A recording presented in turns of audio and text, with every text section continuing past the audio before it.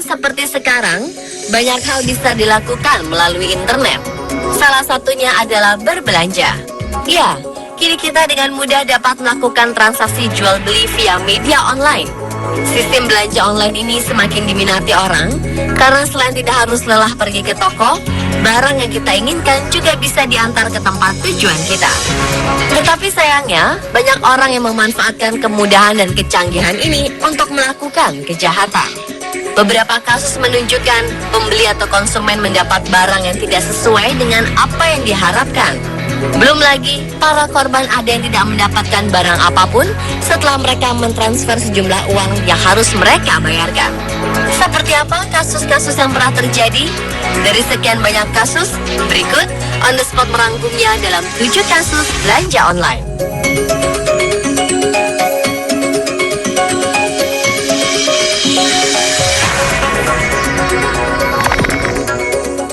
Everybody wants something, just a little more.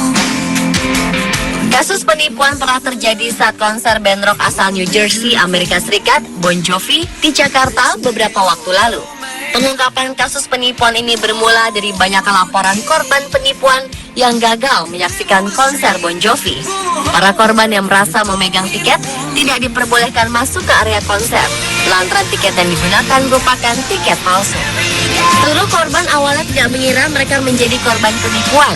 Mereka merasa yakin memiliki tiket asli yang dibeli lewat tersangka melalui sistem online. Kabar pemalsuan ini mulai terungkap dari kericuhan yang terjadi dalam konser yang diselenggarakan di Stadion Utama Gelora Bung Karno tersebut. Dalam aksinya, tersangka sukses memalsukan sebanyak 229 tiket. Dari hasil pemalsuan tiket ini, diperkirakan tersangka dapat meraup keuntungan lebih dari 300 juta rupiah. Para korban pun hanya bisa meratapi nasib mereka yang tertipu karena transaksi online. Sekaligus gagal mewujudkan mimpi melihat penampilan band kesayangan mereka. I believe in hope, I believe that change can get us.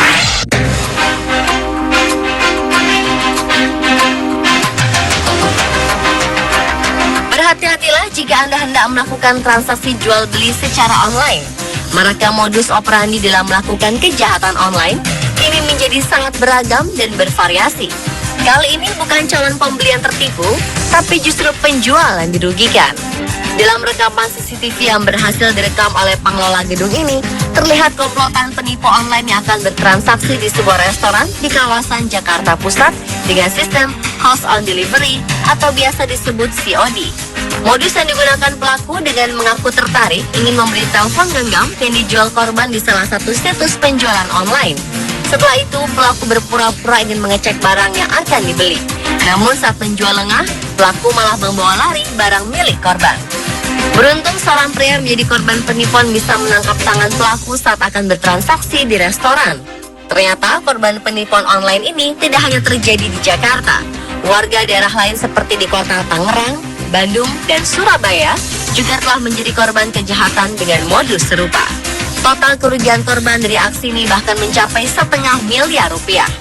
Wah, bagi Anda calon pembeli atau penjual, lebih berhati-hati lagi ya pemirsa.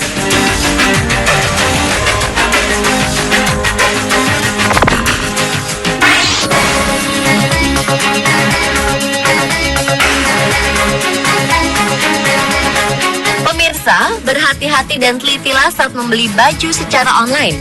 Jangan sampai ukuran atau model baju yang dibeli tidak sesuai dengan pesanan kita.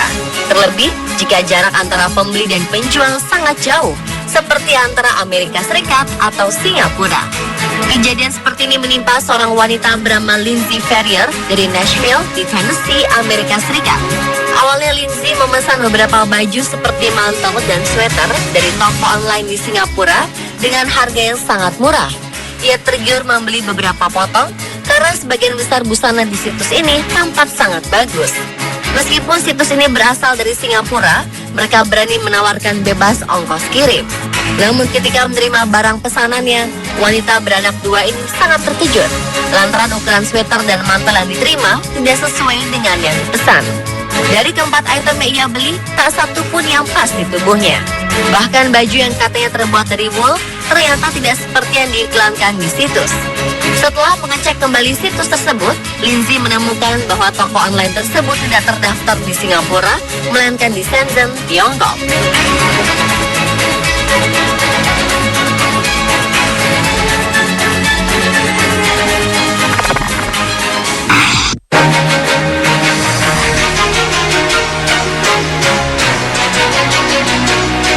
Artis Tyas Mirasih juga pernah menjadi korban penipuan online yang marak terjadi.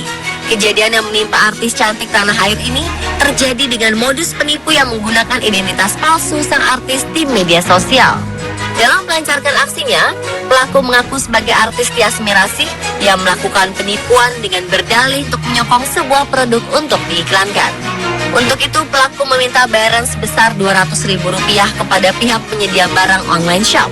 Kabar kurang sedap ini membuat Tyas Mirasih merasa gerah dan mengungkapkan rasa kesalnya sekaligus mengingatkan para followersnya untuk berhati-hati terhadap penipuan berkedok online shop.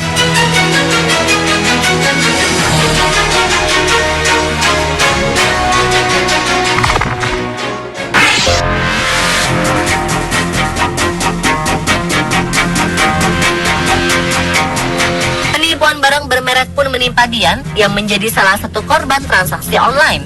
Maksud hati ingin bergaya dengan tas bermerek dan trendy, namun uang sebesar 2,9 juta rupiah justru melayang. Sang penjual bahkan sempat meminta uang senilai $100 Amerika sebagai ongkos pajak. Saat itu Debbie menolak mentransfernya.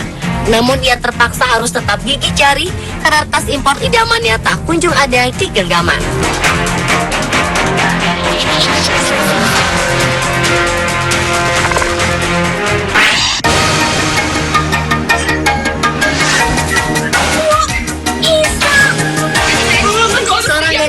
Steve Miller terkejut dengan penemuan seorang gadis polos kecantikannya yang baru saja ia beli secara online. Keberadaan tumbang ini diketahui setelah gadis itu menemukan lubang kecil di alat hias kecantikannya tersebut.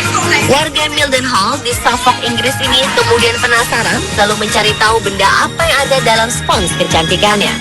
Dengan menggunakan pinset, Steve lalu menarik benda itu keluar dan ternyata ada binatang seperti kumbang. Setelah terus mencari, ia menemukan 4 serang gadis spons baru miliknya. Dengan bukti ini, Steve mengajukan komplain kepada produsen alat kecantikan tersebut. Gadis berusia 20 tahun ini sangat cemas jikalau dirinya bakal terkena penyakit kulit akibat menggunakan spons kecantikan berserangga itu.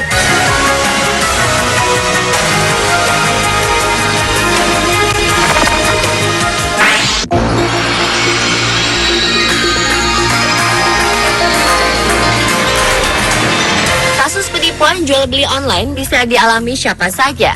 Kali ini yang menjadi korban adalah Roy Suryo, mantan Menteri Pemuda Olahraga di zaman Presiden SBY. Seorang remaja berusia 15 tahun berinisial AB alias Gemblo harus berurusan dengan Sareskrim Polres Indramayu lantaran terjerat kasus menipu politikus Partai Demokrat tersebut. Berawal beberapa waktu lalu saat Gemblo menjual sebuah sepeda fiksi di situs jual beli online. Selain mencantumkan foto-foto sepeda yang dijualnya, Gemblo juga memasang nomor telepon lengkap dengan pin BlackBerry miliknya agar mudah dihubungi sang pembeli. Ternyata Roy Suryo tertarik dengan sepeda yang dijual Gemblo dengan harga Rp1 juta. Setelah sepakat bertransaksi, Roy Suryo mentransfer 1 juta ke rekening Gemblo. Dan ternyata Gemblo adalah penjual penipu. Pria yang terkenal sebagai pakar informatika dan telematika tersebut masuk ke perangkapnya. Sepeda yang dinanti-nantikan Roy Suryo tak kunjung datang. Tak tinggal diam, Roy Suryo yang merasa tertipu segera melaporkan kejadian tersebut ke polisi dan pelaku pun akhirnya tertangkap.